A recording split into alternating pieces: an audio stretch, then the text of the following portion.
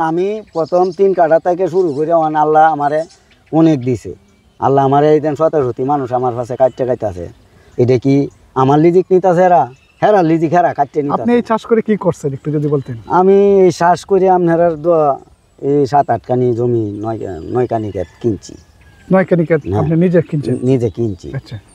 এই বছর মনে হয় গেছে বছরের ব্যবসায় আল্লাহর রহমতে কিছু বন্যা হনে কিছু লাভবান বেশি হনে। এই বছর আমি এই 50-60 লাখ টাকা গেছে আপনার ঘরের ভিতরে ঘর করতেছি একটা 3 তলা ফার্নিচার হিসাবে। মাশাআল্লাহ। তবে কাজ শেষ হয়েছে না, তবে আল্লাহ যা করার মালিক তো আল্লাহ।